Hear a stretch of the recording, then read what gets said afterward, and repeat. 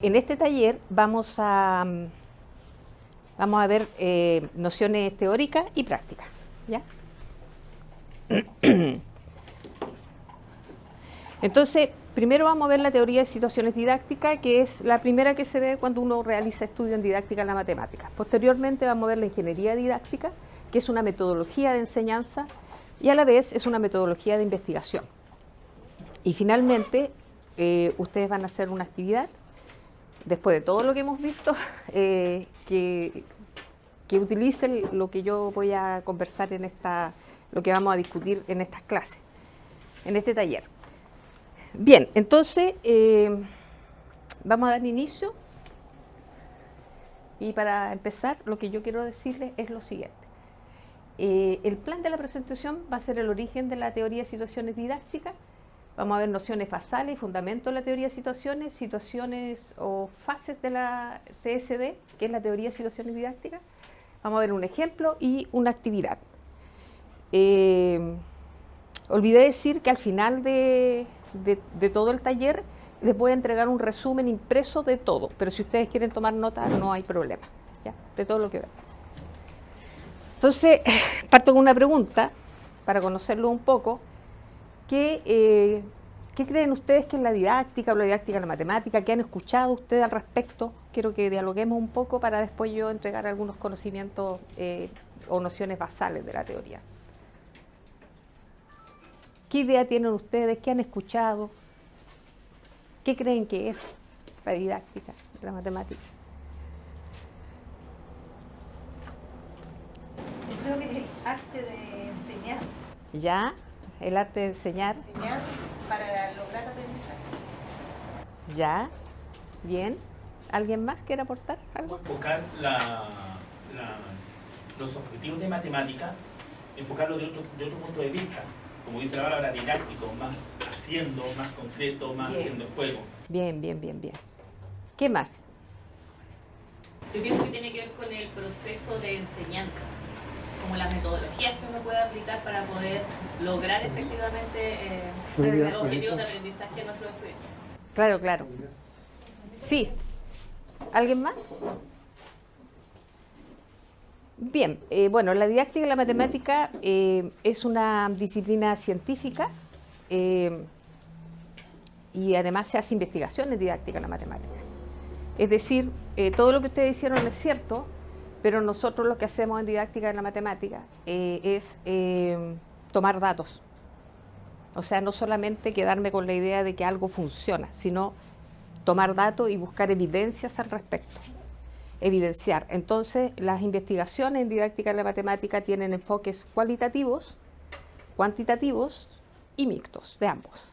Entonces, la didáctica de la matemática está relacionada generalmente con el juego, pero no es un juego por jugar, es un juego que tiene una intención adelante, una intención, buen día, una intención matemática. Entonces, desde ese punto de vista, es una disciplina, como le digo, científica, cuyo objeto de estudio son los procesos de enseñanza y aprendizaje de la matemática. Entonces, tiene que estar presente la enseñanza, el aprendizaje y además la matemática. De lo contrario, no es didáctica de la matemática. ¿Ok? Bien, entonces vamos a ver una de las primeras teorías que uno ve, que es la teoría de Brusseau. Bueno, el doctor Guy Brusseau se reconoce como pionero en didáctica de la matemática. Él es investigador francés, especialista en didáctica de la matemática y, bueno, la historia de él nació en Tazas, Marruecos, el año 1933. Sin embargo, toda su trayectoria académica la llevó a cabo en Francia. Entonces, entre el año 1953 y 1956, él se desempeñó como profesor de primaria. Aquí es de enseñanza básica, ¿ya? Y en el año 1968 se licenció en Ciencias de la Matemática y posteriormente en el mismo año licenciado en Ciencias de la Educación. Entre 1970 y 1998 fue profesor en la Universidad de Bordeaux. Actualmente él es profesor emérito en el Instituto Universitario de Formación de Maestros de Aquitania. Y él es el creador de la teoría de situaciones didácticas de la que vamos a hablar hoy No pretendo hacer una presentación muy extensa, con mucha teoría, sino más bien entregar nociones basales que le permitan a ustedes aplicarlas directamente en el aula. Eso es mi objetivo, ojalá lo cumpla. Bien, entonces el origen de las situaciones didácticas. Brousseau observaba que las clases tradicionales de matemáticas confinaban al estudiante al papel de un simple espectador. Entonces aquí está el profesor, aquí están los alumnos observando, y el profesor como un presentador de contenidos matemáticos. En el mejor de los casos, el profesor hacía un ejercicio matemático, uno o varios ejercicios matemáticos, y eso nomás. Entonces explicaba y los estudiantes eran simples receptores de este conocimiento. Entonces, según Brousseau, esto dejaba ver pocas concepciones didácticas, y es por eso que él, muy interesado por la enseñanza y el aprendizaje y la forma en cómo aprenden los estudiantes, en el año 1970 planteó un proyecto científico que consistió en construir el modelo de situaciones didácticas. Ya vamos a hablar en qué consiste ese modelo. Utilizado para enseñar matemáticas. En 1972 creó el CORREM. Es el Centro de Observación e Investigación sobre la Enseñanza de la Matemática en el marco del IREM, que es el Instituto de Investigación sobre la Enseñanza de la Matemática de la Universidad de Bordeaux. Entonces, el CORREM era un laboratorio que estaba cerca de las escuelas de Francia, de escuelas públicas de Francia, y ellos llevaban a cabo actividades de aprendizaje, las ponían a prueba y veían si resultaban, las diseñaban, las rediseñaban, y en eso consistía todo su estudio. También trabajaba con estudiantes de postdoctorado, magíster, doctores en didáctica de la matemática, y tomaban notas, hacían estudios cualitativos, y se dieron cuenta que utilizando estas nuevas metodologías generaban aprendizaje en los estudiantes. Entonces, yo tengo que explicar en un ratito más en qué consistía la teoría, en qué consiste la teoría, los fundamentos teóricos. Bueno, es por eso que el señor Brousseau, en el año 2003, fue galardonado con la medalla Félix Klein por la teoría de situaciones didácticas y sus aplicaciones a la enseñanza y el aprendizaje de la matemática. Se le dieron una medalla. Ya, vamos a empezar entonces con las nociones basales y fundamentos de la teoría de situaciones didácticas. Voy a poner un poquito acá, permiso, que no veo. Permiso. Entonces, con frecuencia la enseñanza es concebida como las relaciones entre el sistema educativo, que está representado por el profesor, el saber matemático, muy importante para aquellas personas que nos dedicamos a la investigación en didáctica de la matemática, y los alumnos, el alumno o la alumna, ¿ya? Y esto es, este sistema se conoce como el esquema didáctico, en el cual está el sistema educativo representado por el profesor, el saber escolar y el estudiante, el alumno. Entonces, como este profesor trae una serie de conocimientos matemáticos que él tiene que adaptar para poder, a través de un proceso de transposición didáctica, como este saber erudito de los matemáticos realiza esa transposición, ese proceso se llama transposición didáctica. Y cómo este saber pasa de saber a enseñar a ser enseñado, ¿ya? Y cómo genera aprendizaje de alguna manera en los estudiantes. Entonces, son los polos que se estudia en la matemática. La didáctica de la matemática. La didáctica de la matemática estudia al profesor, al saber matemático escolar y a los estudiantes. Entonces, según Brousseau, esto está en un artículo que escribió él en el año 2000, este esquema facilita la determinación de los objetos a estudiar y el papel de los actores que intervienen en el proceso de enseñanza y aprendizaje, profesor, alumno y saber.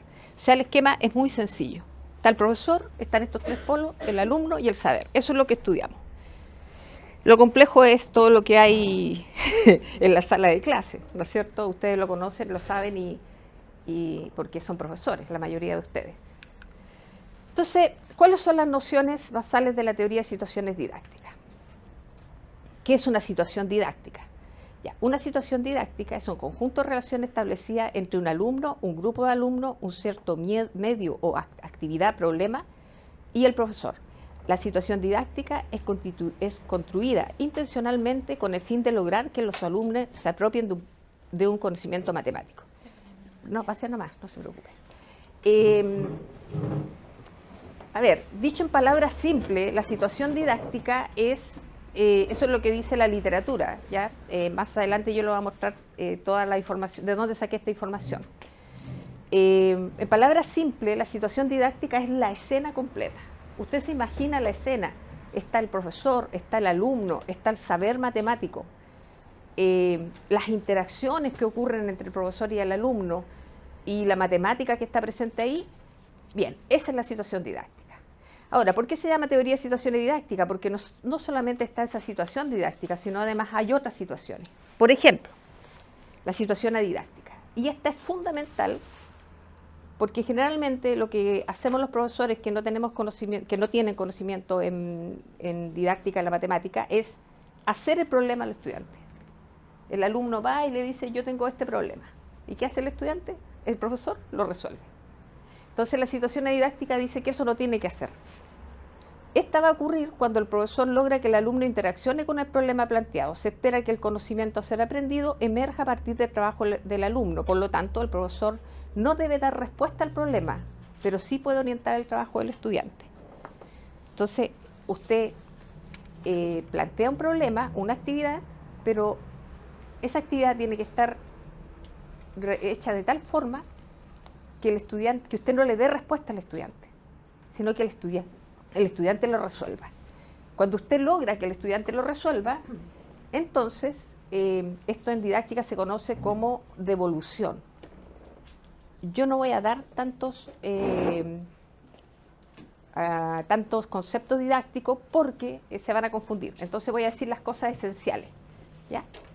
Entonces tenemos la situación didáctica, que es la escena completa, profesor, alumnos, saber. Tenemos la situación didáctica, usted le da un problema al estudiante, le da un problema, le da una actividad para que resuelva y usted no puede resolver el problema al estudiante, si no, no está dentro de la teoría de situaciones. ¿Ya? No sé si hay alguna pregunta hasta ahí. Por favor, pregunten lo que quieran, si no está claro. ¿Está clarito? Ok. Bien, entonces, de esta forma, la teoría de situaciones busca las condiciones para una génesis artificial de los conocimientos matemáticos bajo la hipótesis de que el conocimiento matemático no se construye de manera espontánea. No porque yo escriba en la pizarra una ecuación matemática, el estudiante lo va a aprender. ¿Qué tiene que pasar?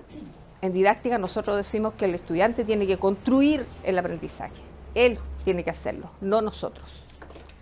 Pero nosotros, ¿cuál es el trabajo de nosotros? Ya lo van a saber.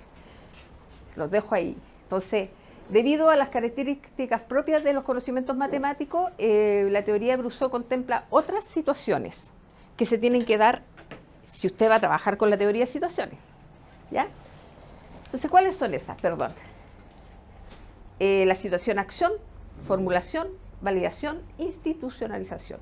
Voy a explicar cada una de ellas. ¿Ya? Entonces, tenemos la situación didáctica, que es la escena completa. Usted se imagina una situación didáctica, está usted, está el alumno, el saber matemático, qué espera usted del alumno, qué interacción va a tener usted con el alumno, todo eso.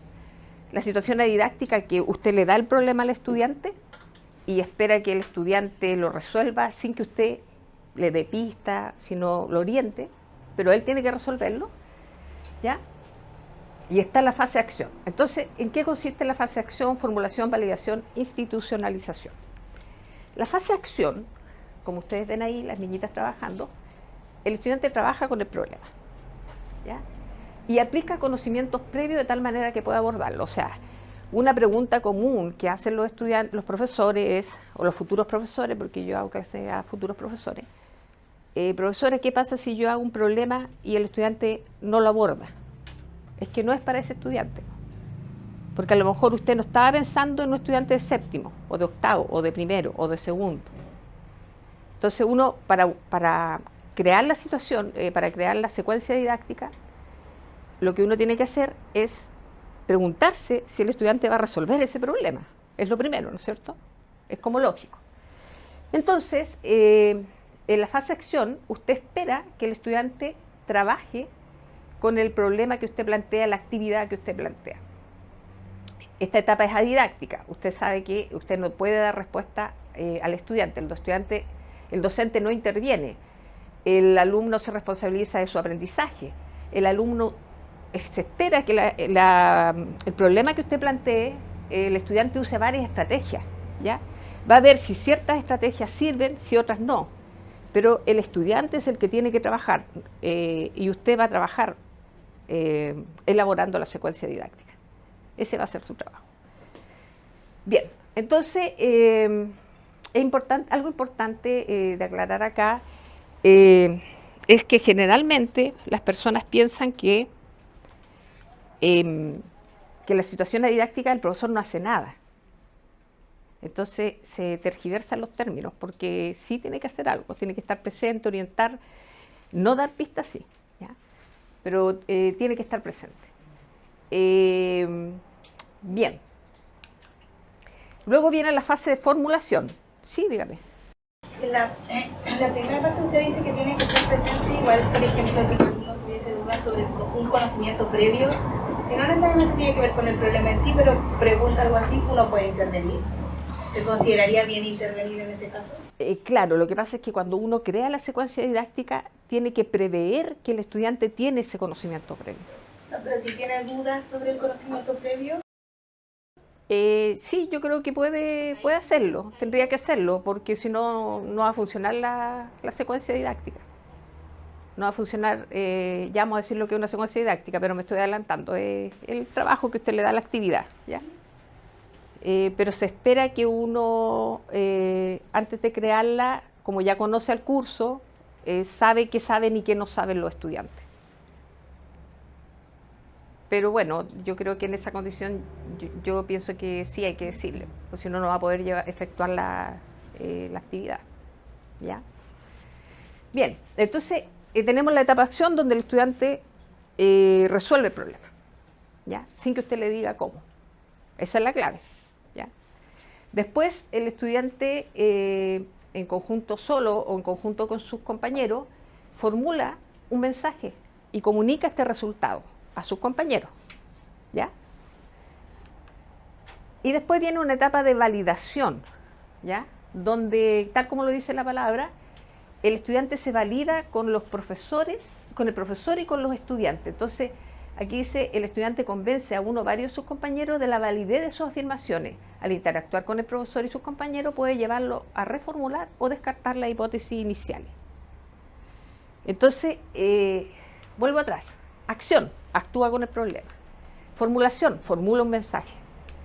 Validación, se valida con el resto de sus compañeros. Si lo que está haciendo está bien, está mal, hay una orientación.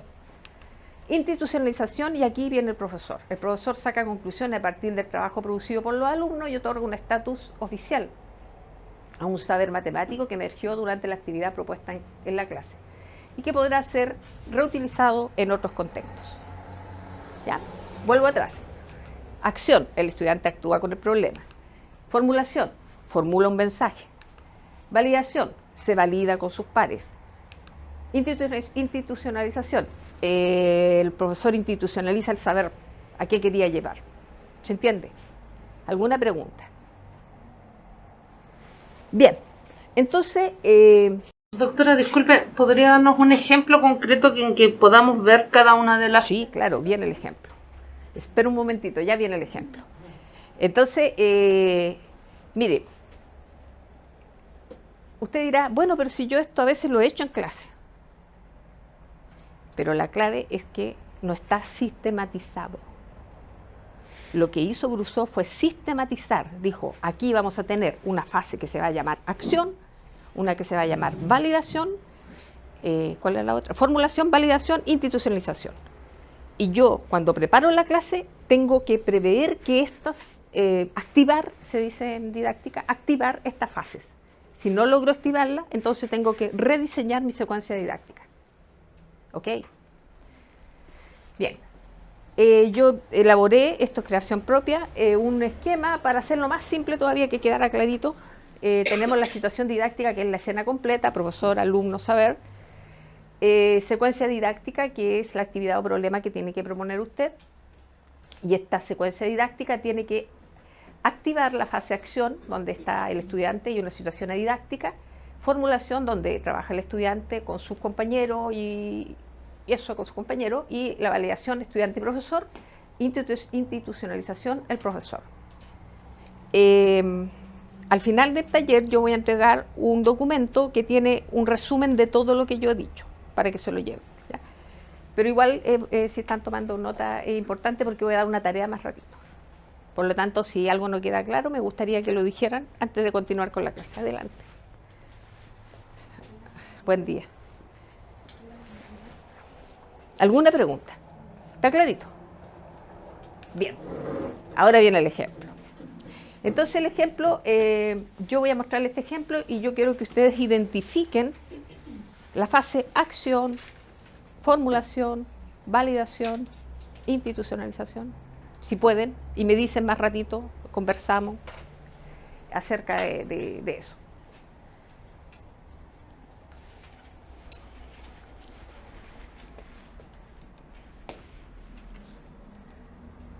Ahora sí, no sé qué hice. A ver, me fui acá.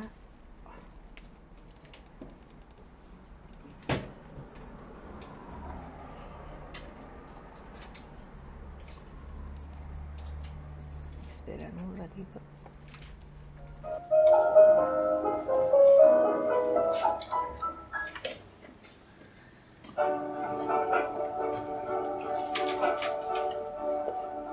El estudio de las clases provee oportunidades a los maestros de aprender juntos.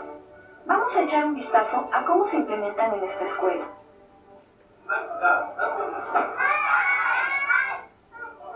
Takao Seiyama es un maestro de segundo grado de la escuela primaria Universidad de Tsukuba.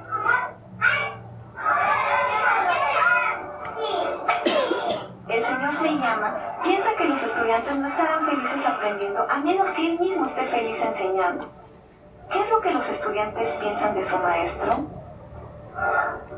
日本のところが好き。すごい優しいです。かっちょいい。算数の授業も面白いし、楽しいなと思います。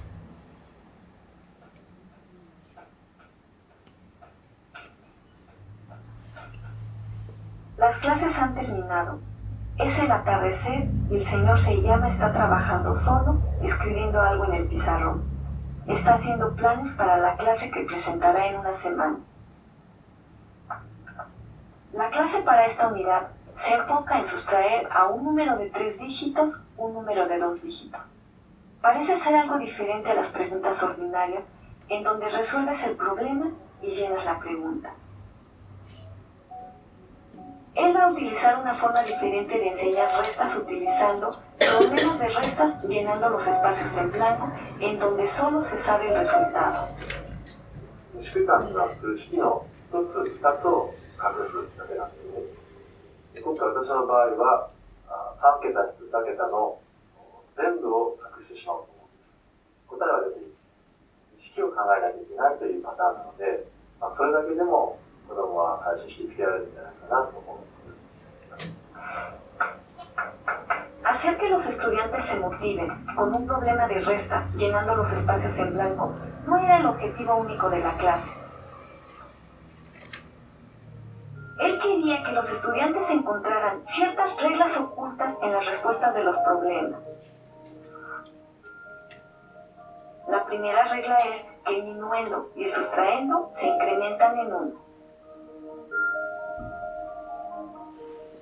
La segunda regla es que hay el mismo número de ecuaciones como el valor de la diferencia. Por ejemplo, hay 3 maneras de restar cuando la diferencia es 3 y hay 5 maneras de sustraer cuando la diferencia es 5.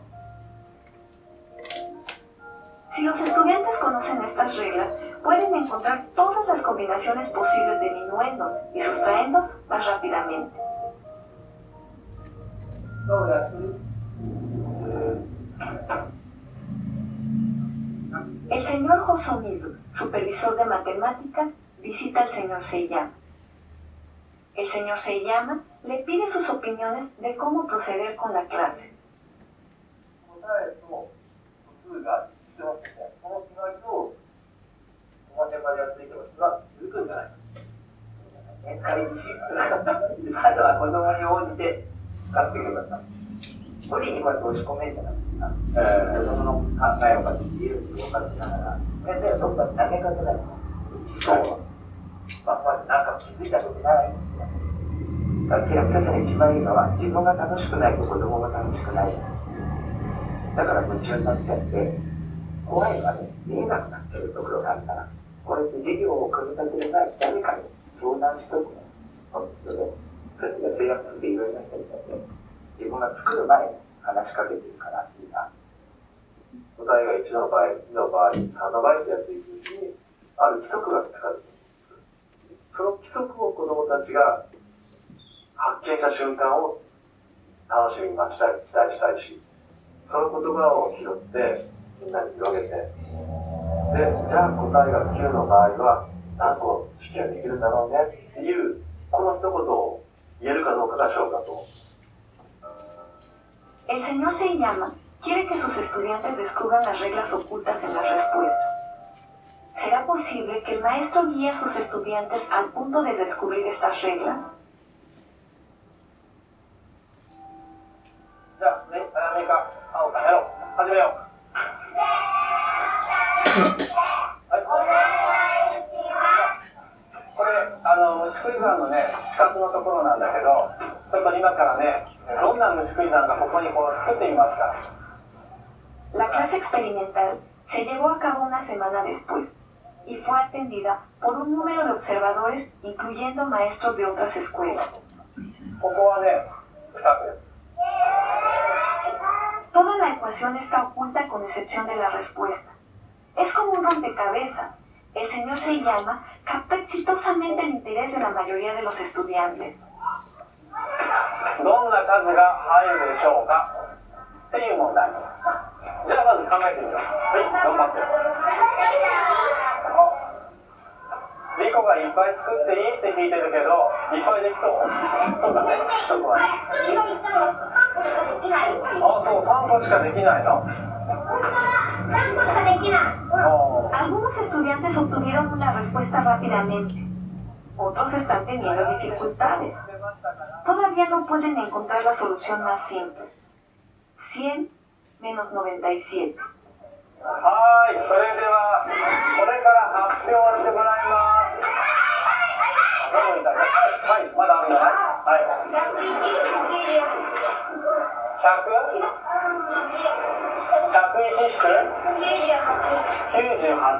Los estudiantes han descubierto 3 respuestas. Ellos están en lo correcto. Pero un estudiante hizo el siguiente comentario.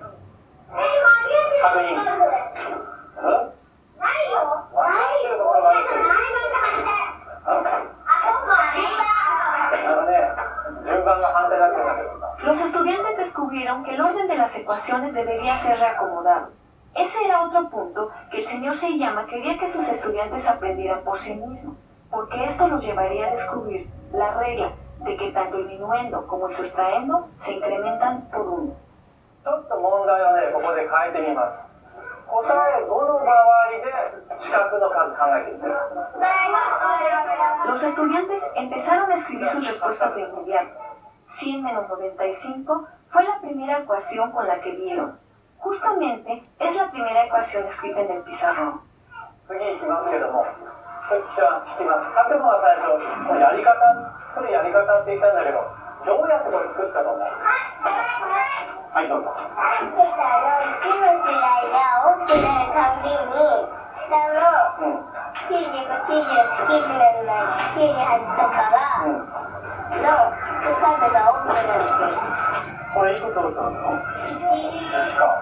Parece que los niños se han dado cuenta de que tanto el minuendo y el sustraendo incrementan por 1.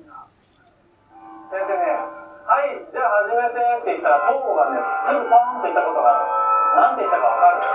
高橋なんて言ったと思う？答えが5だと、式作れる式が5個。言ったんじゃん。何？じゃあ1の場合だったらさ、答えが待てよ、答えがじゃあ1の場合だったら何個あると思うみんな。本当？ Llegó el momento que el señor Seyama había estado esperando. これだったらどうだ、何個あると思う？本当かな？ Los niños escogieron la otra regla, que hay el mismo número de posibles combinaciones de ecuaciones como el valor de la diferencia. 狙いもまあまあ考えてほしいことは考えたんですが、彼らの言葉、説明をうまくね、こうつなげたりとか、ちゃんと交通整理して、その意味を他の子どもたちに理解させるっていうところがうまくできなかったなっていう気持ちはあります。それでは今から聖山。 Bien. Continúa. Adelante, pase. Buen día. Continúa, pero quisiera, hasta ahí no sé si lograron ver las fases de la teoría de Brousseau. Acción. ¿Alguien quiere decir algo? Para ver si entendieron algo de lo que yo dije. Adelante, pase, buenos días. Yo no tengo una... Sí, sí. En la parte de acción, vi cuando él les presentaba la ecuación a los niños, sí, primero se hizo la planificación, la preparación. Bien. Después de eso, ella sabía más o menos lo que él quería, que él esperaba que los estudiantes respondieran y cómo guiarlos.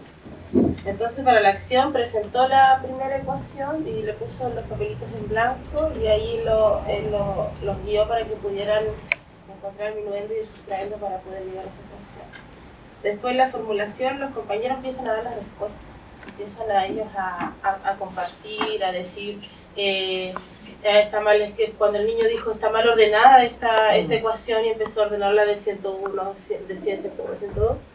Y para la validación fue cuando, lo que yo vi fue cuando ellos ponen la regla de que va aumentando uno y el otro también va aumentando y de ahí ellos están en la fase de validación. Y la última fase, ahí ya cuando el profesor ya saca las conclusiones y todos llegan a donde él quería que llegara. Se ve muy bien, muchas gracias. Excelente. Se ven muy bien las fases de la teoría, ¿no es cierto? Se ve ejemplificado, pero clarito. Bien, ¿alguien más quiere decir algo? Lo que sea, relacionado con el tema. Sí, dígame. A mí me costó ver la última fase, la institucionalización. Ya. No logré identificarla así como mi compañero. Ya. ¿Algo más?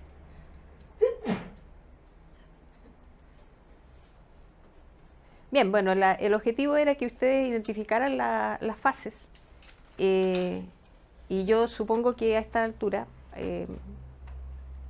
se han dado cuenta que es importante sistematizar las clases.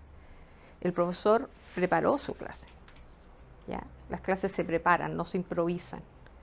Y él tomó un tiempo, claro, tiempo es lo que siempre falta a los profesores, pero hacer una secuencia didáctica toma tiempo, es cierto, pero uno puede empezar de a poco, ¿ya? Y en estos talleres de verano podemos compartir secuencias que a ustedes le han dado resultados, podemos ver si se ven las fases claramente. Y como les digo, la importancia de la teoría de Brousseau es que sistematiza de alguna manera la clase de matemáticas. Los profesores japoneses y Japón en general, China también, tienen los mejores puntajes del mundo en matemáticas, en las pruebas TIME, en las pruebas PISA, pruebas internacionales. Y ya ven ustedes que las clases de ellos son activas, no es el profesor explicando en la pizarra. Yo no digo que eso esté mal a nivel universitario, porque ya a nivel universitario uno tiene, ya los estudiantes vienen con cierto bagaje, pero es importante aclarar de que todas las teorías de didáctica en la matemática se basan en las teorías del aprendizaje de Jean Piaget, de Vygotsky, y donde lo principal es que el conocimiento lo construye la persona, no el profesor. Si usted hace 1000 ejercicios en la pizarra, está bien que lo haga, pero está bien para usted, no para el alumno. El que tiene que trabajar es el alumno. ¿ya? Y lo más importante, yo diría que el motor de la teoría de situaciones didácticas es la secuencia didáctica. La secuencia.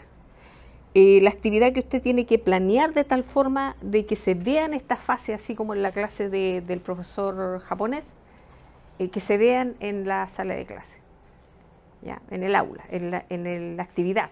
Puede ser que usted comience con actividades, una actividad al mes que la prepare, o dos, mejor si es un taller toda la semana, pero bueno, de a poco. Bien, esto termina porque en Japón tienen la costumbre de hacer algo que no se hace en Chile, que es, ellos observan las clases. Entonces se llaman estudios de clase. Y entre todos van mejorando la clase, ¿ya? Eso es lo que hacen en Japón. Entonces yo quería que terminen el video porque es bien interesante lo que sucede después de la clase. Como yo encontré que la clase era espectacular. De hecho, estos papelitos que puso aquí, no es una clase de, a ver, ustedes sumen, resten, la típica que hace uno, sino hay otra intención detrás. Una intención de que el estudiante piense, razone, busque estrategia. Hay otra intención, ¿ya? Entonces, el profesor al final igual se critica. Y fíjense lo que ocurre después. Ya, ahí está reflexionando sobre su práctica, cosa que tampoco hacemos mucho.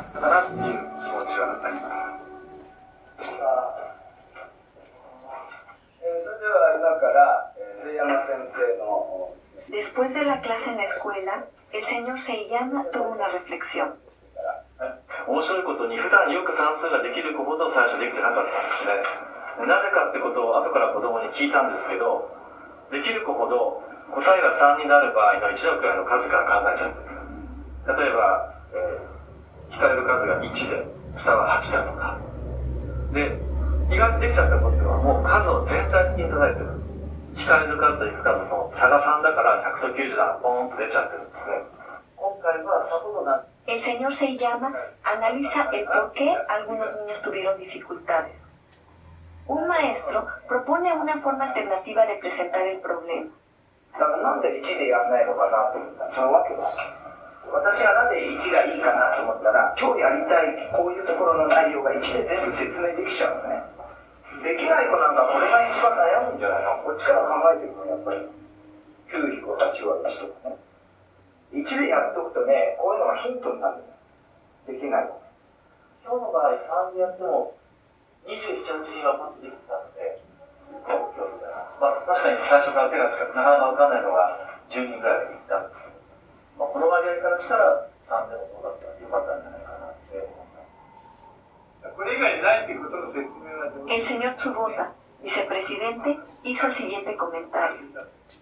せっかくカードを用意してるでしょ3桁と2桁で5になるやつああ先生の書いたのかと思って子供に書かせたらずっと面白いんだけど適当にさ子供何人か当てて前出て書けって言ったら面白いと思うんだよね並ばしてそれもう順序なんかめちゃくちゃでしょ適当に何人か当てるわけよ5があるって子供が言ったら5人当てようってね自分で答えかけてたらあんなに上手に並ばないし重複するしさ足りないものがもう一目瞭然見えてるんだよ抜けてるのでそういうことをやると並べるっていう活動をみんなでやったことになるでしょ要するに子供によってもその決まりっていうのをどう取れるかの先生と感覚ずれがあるからそれを一つ一つ取り上げていったらまあいいのかなってその一つ一つ取り上げてあげながらやっぱりみんなに共有化していかないと深まっていかないんだなでEl señor Seiyama recibió una cantidad de consejos por parte de maestros experimentados. Fue una oportunidad educacional que se convirtió en una experiencia muy ilustrativa para él. ただ将来詳しくなるだけじゃなくて子どもたちがどんなふうに学んでいくのかとかそういう過程を考えていくいい機会になるのでそれはすごく勉強な機会だと思っています。自分分たちが思いを入れて作った教材っていうのは自分も楽しめる。だから逆に言うと子供も楽しめるんじゃないかという、楽しませたいイコール楽しめるんじゃないかという思い込みもないんですが、そういう意味ではこの協議会っていうのはとても大事な場だと思います。はい。La clase del señor Seiyama tuvo varias formas pensadas cuidadosamente para que el aprendizaje fuera disfrutable para los niños, tal como materiales de enseñanza que atraigan su interés y un atajo para resolver los problemas al ir descubriendo algunas reglas inherentes. Esas importantes habilidades de enseñanza fueron mejoradas más adelante a través del estudio de las clases. 教育が良かったというのはやっぱりいろんなアイデアがいただいたからですね。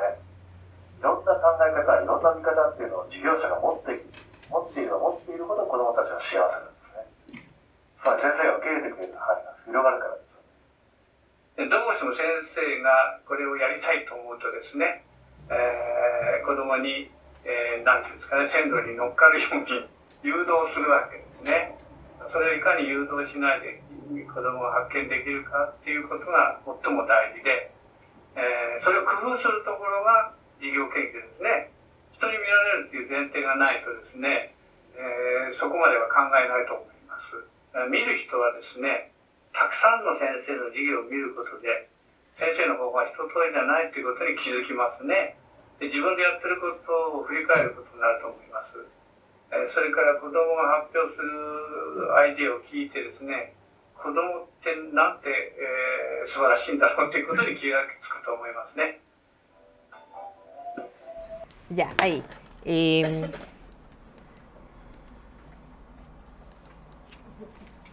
¿Se ve ahí? Ya. Entonces, no sé si hay alguna reflexión, algo que quieran decir antes de ir al coffee break. Sí, sí. Cuando veo todo esto, siento que como no estamos acostumbrados a trabajar así, nos cuesta hacerlo. Creo que en vez de hacer lo que hacemos en el colegio, llenar papeles, deberíamos hacer esto. Y a lo mejor habría cambio. Sí, sí. Pero sí, yo creo que como no trabajamos de esta manera, es como difícil que se nos ocurra a veces cómo hacer que el niño trabaje y no uno, que al final siempre estamos haciendo lo contrario. Claro, siempre estamos haciendo lo contrario porque son las clases que tradicionalmente nos hacen. Yo también, pues a mí me cuesta cuando los estudiantes me dicen, profesora, tengo este problema, y yo tiendo a hacerle el problema y después me doy cuenta de la teoría y digo, no, tiene que esperar un poco, lo oriento, le doy pistas, no le doy pistas para que lo haga al tiro, sino como lo oriento.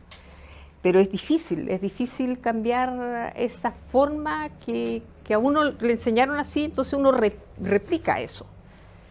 Pero esta otra forma de ver, yo no digo que sea mejor que la otra, necesitamos evidencia de que sí es mejor. ¿Ya?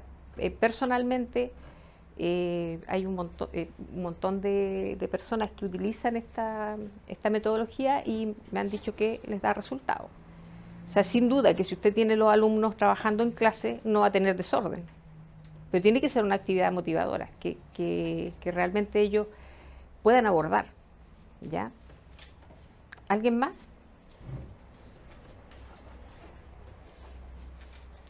¿Se quedaron tristes? ¿Se quedaron pensando que la realidad chilena es diferente a la japonesa? Además que ellos hacen estudio de clase, o sea, están todos los profesores mayores que ya tienen experiencia y discuten las clases, por eso son los mejores del mundo, son los mejores puntajes del mundo. Nosotros estamos lejos de ahí, estamos bajo el promedio internacional en puntuaciones TIMSS y PISA, en matemática. Sin embargo, somos los mejores de Latinoamérica. Yo creo que más que eso a veces nos cuesta a nosotros escuchar lo que nos dicen otros colegas, porque a veces nos sentimos como invadidos o que nos están diciendo muchas cosas y en realidad ver la visión externa nos ayuda a nosotros como profesores en el aula. A mejorar, por supuesto. Sí, que sí. Sí, y a veces el desaprender es lo que más nos cuesta. Sí, es difícil. ¿Sí? Yo pienso que hay una brecha enorme de esa educación a la que nosotros estamos todavía viviendo. Creo que estamos en tiempos de cambio, o sea, esto apunta a lo que todos queremos, un cambio generacional de nosotros en la forma distinta de enseñar. Pero también pasa un poco por el trabajo en equipo del grupo de profesores. Creo que los colegios, los liceos, nos dan tantas instancias para poder tener reuniones de departamento, discutir, compartir. Eso no creo que nos falte. Ser autocrítico y recibir críticas constructivas que, como dice ella, a veces estamos tan encerrados, como somos como isla, son muy pocos los liceos o colegios que dan las instancias para compartir experiencias nuevas. Más todavía con otros liceos. Entonces pienso que no se dan las horas para esto. No las tenemos, al menos en mi liceo no las tenemos. Son muy reducidas. Que al final se transforma en qué vamos a pasar, qué día vamos a ver, pero esta experiencia nos falta. Se dieron cuenta, el profesor japonés él hace la clase, pero tiene un bloque, no sé si en la mañana o la tarde, no recuerdo bien, que prepara su clase. Ellos tienen tiempo para preparar la clase, no improvisan la clase, no repiten lo que está en el texto. Porque ese es el problema, si usted repite lo que está en el texto, ¿va a generar aprendizaje en los estudiantes? Obviamente que no, es una fantasía, es falso eso, no es verdad. Entonces, yo quería volver a esto porque el problema que tenemos acá es el siguiente. Eso es lo bonito de la clase, pero ahora les voy a contar la parte que no es tan bonita, que es esto, la secuencia didáctica. Y eso es lo que vamos a ver mañana. ¿Ya? Mañana vamos a ver cómo se elabora la secuencia didáctica, cuál es la sistematización que existe para lo que la didáctica de la matemática nos entrega para elaborar secuencias didácticas, de manera de generar aprendizaje en los estudiantes, ¿ya? Porque ese es el objetivo. Entonces, ¿por qué la mala noticia? Porque ahí es donde el profesor tiene que trabajar, tiene que dedicarle tiempo. Pero también podemos trabajar en grupo. Y podemos probarlo en la sala de clase y ver si funciona, y ahí uno habla de diseño y rediseño de situaciones de secuencias didácticas o de situaciones de aprendizaje, como quieran llamarle. Entonces, en un rato más, a ver, voy a ver porque hay un break en un ratito más. En un rato más vamos a hacer una actividad que la tengo acá, en este sobre, para que no se vayan.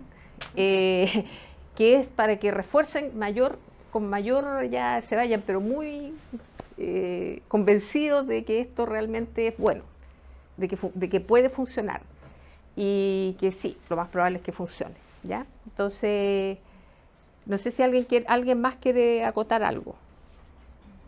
Sí, diga. Yo tengo una observación con respecto a los tiempos de cada una de las etapas de la secuencia didáctica. Me di cuenta que las primeras toman mucho más tiempo que las últimas. Entonces la validación o la acción uno termina planeando y toma mucho más tiempo.